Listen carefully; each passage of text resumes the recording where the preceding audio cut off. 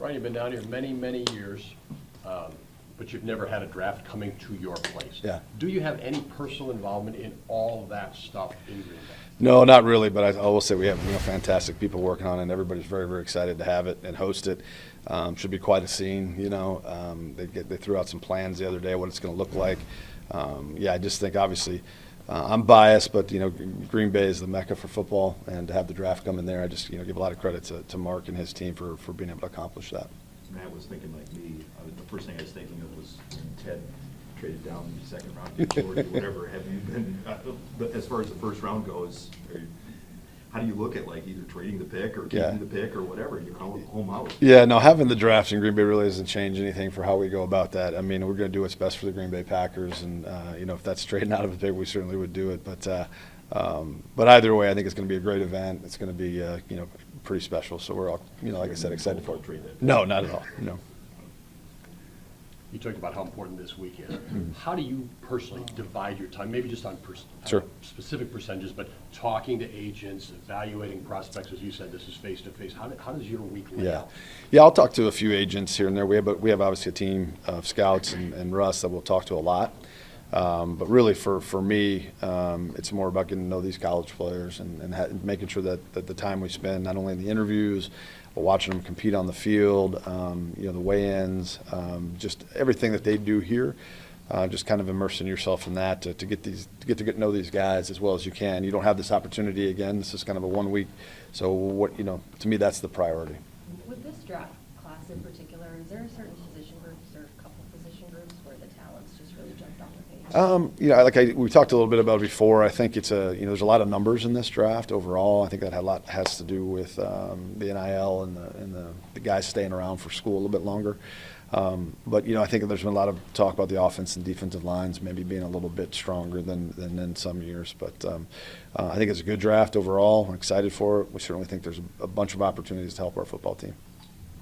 We look at Josh immediately after the game in Philadelphia said he wants to help get guys here, and then he talks about the need for a veteran wide receiver. What does it mean when you have guys that kind of take on that, like they kind of feel like they're invested and they want to help contribute and get guys in? Yeah, no, I mean, I think Josh wants to win in the worst way, and I think his expression of that is just his desire to win, and certainly I think we got a bunch of guys in that room that are capable, and we're excited to see where they go next year. When you have Christian coming off an ACL and then you have Romeo's concussion problem, how much do you feel you have to address the wide receiver, whether it's in the draft or in coming? Well, first, I wouldn't really say that Rome's got a concussion problem. He had a couple of concussions at the end of the year, but I wouldn't consider it a problem. And then Christian, obviously, that's a big injury, and it's going to take some time. He'll attack it aggressively like he always does, and we expect him back sometime during the middle of the season next year. But, him not being there at the beginning of the season will be missed, and certainly that'll be something, whether with the group that we have or anybody we might acquire over the next couple months. That'll be a big void that we'll have to figure that out. Brian, you've mentioned a couple of times we lost our last three. Do you have that feeling inside the building like we've done some good things, but we haven't arrived, and a little bit of chip on the shoulder, so to speak? Yeah, no, I do, and I think everybody in our organization does. I think, there's a standard in our building, and at the end of the season, we didn't meet that standard. We certainly think this group's capable of doing that, and we want to make sure that everybody understands where we're trying to go, and I think they do. And I think we're all excited to get back together and start working towards that. How would you describe Jair Alexander's time with the Packers in the years he's been there?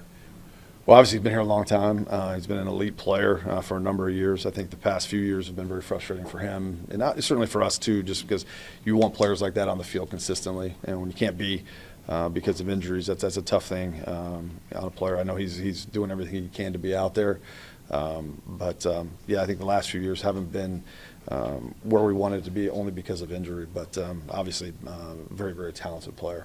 Do you get the sense that Jair wants to stay with Green Bay Packers? Yeah, he's never said anything differently, and I think he loves Green Bay. He's always got a lot of energy when he's in the building. I think he's still around, so. Again, we'll work through that as we go through the offseason and see where that leads. You talked about urgency. How do you, as a GM, approach the offseason when it comes to urgency, where you have to think about the draft, which might be guys that are 3-4 years down the line, and whereas veterans, what everybody, the outside the world, the fans want to see when it comes to urgency is go out and sign a guy, right? How do you kind of balance? Yeah, our process won't change. I think it doesn't really change a lot as we approach free agency and the drafts as far as our, how we're looking at things. I do think that we have a lot of flexibility right now, not only through the draft, but in with our cap situation. So if the opportunities are there and the right players are there, we won't hesitate to be aggressive. Brian, I'm curious for you in terms of when you're looking at roster needs. When did you kind of have a sense for what you felt this team needed, you say, heading into 2025? Did it change throughout the season? Was it after that last game? When did you kind of feel like you had a sense of what this team needed? Your needs change week to week, okay? And it's just it's a never-ending process. And the way we look at it is the process that we have that we go about 365 days a year, kind of answer a lot of those questions. So sitting here today, I kind of have an idea of kind of how we'd like to build this out if we're able to accomplish the things we want to accomplish. But 2 months from now, it may be completely different. So from my end, you're really trying to build a robust roster that can handle whatever challenges the season or injuries or different things might bring. So that's kind of how we look at that. Do you know how soon after Christian's injury that he had the surgery? I think it was within a couple of weeks. Sometimes they need to let that swelling go down before they have the surgery, but it was fairly quick. And how's Yeah, he doing great. Yeah, everything that we've haven't seen him in a couple of weeks, but all the reports we're getting are really, really good. I don't know if there's a percentage, but how much of the combine and the interviews and just whatever does it set your board and make draft decisions, so to speak? I think this is all information gathering, and it plays a part. Certainly plays a part. As we go through, we just got through about 2.5 weeks of draft meetings with our scouts. We put up the board initially. We go through this week, and again, there's a ton of information, whether it be medical, whether it be psychological, whether it be the interviews that we do, the testing data. All that information will come back in, and then we'll go through about 3 more phases before the board is actually set exactly when. And all this information that we gather this week is a big part of that. You're also here with all your peers from around the league, and no one's going to lose a game. Right. What's the interaction like? Yeah, it's there's a lot of camaraderie that goes on. I think the young scouts are probably out a little later at night than us old guys, but no, there's everybody understands how hard this business is, and it's a very small community. So I think everybody usually gets here, and it's good to see different people, maybe guys you've worked with in the past, but it's a working environment. There's a lot to get done during this week, so that's where your focus is. When it comes to one-on-one meetings with the prospects, how often is it where maybe a guy that you meet here kind of maybe moves up your board just because you have that interaction with the first time and maybe it wasn't on your board to begin with, but now you kind of, how much does that kind of play into things? Yeah, I think whether they move up on our board right now that's probably not an accurate way to state it. I think what it does is it gives us more information that maybe makes us feel more comfortable with a lot of times we have all this information from our scouts and we come in, we meet them, and everything lines up and you feel really good about what you know about that player, and that may solidify that. Maybe it creates more questions through our interview process that we need to track down through the spring or medically or whatever it might be. So again, nobody's going to move up or down our board because of what happens this week right away, but it's just more information that kind of pours in that may be that will affect it towards the end of the process. To follow on that, you talked about quarterback being the most important position. Do you recall your combine experience with Jordan Love? And how did that go, and how did that impact your ultimate choice? Yeah, I mean, he showed everything that we saw from the tape. The loose arm, his athletic ability, the ability to throw the football. He competed down here. He did everything down here. So all that was good. He was really young, when he was during that time, and but that was also right before COVID really hit, and then like our spring process, where normally maybe he would have come into Green Bay, spent some time with us down there, or we would have gone to Utah State. It was all Zoom stuff, so that it was definitely different during that period of time.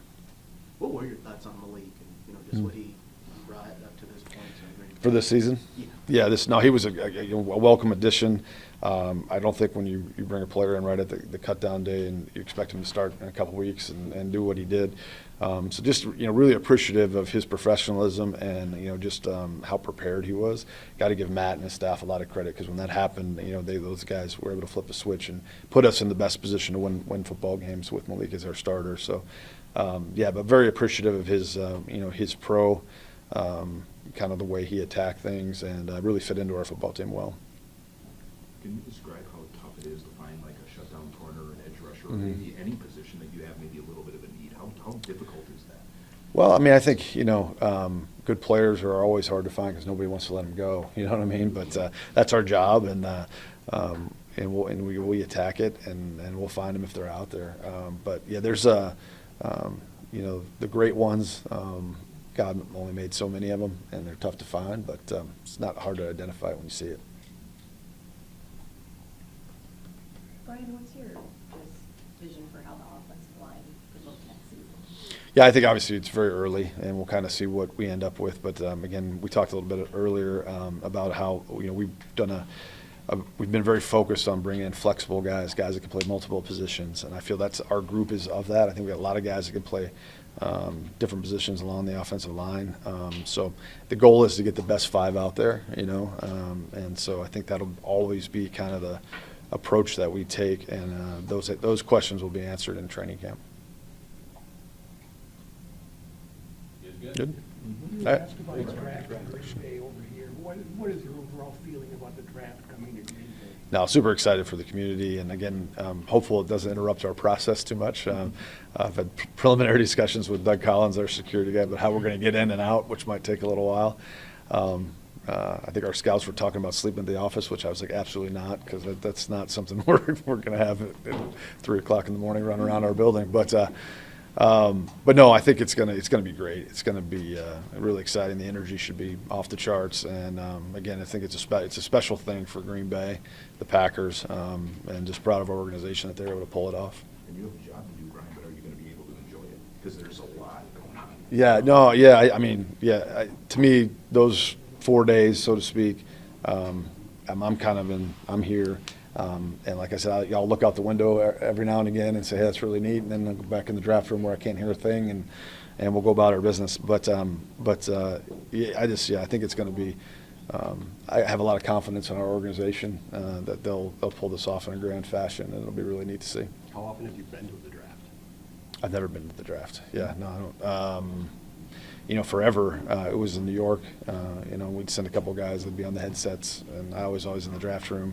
So yeah, I've never been to the draft. So to be the, and I technically really won't be at this one either. So, so. Is there a little extra maybe specialness to this too, with it being Mark's last? Yeah. Yeah, it would have been very nice to pull off a Super Bowl and the draft in the same time, but and send him off the right way. But obviously, he's been such an impactful person in our organization, and to kind of have, and I know how important this was to him, and for him to be able to get this, the draft in Green Bay and kind of walk off that way is pretty neat.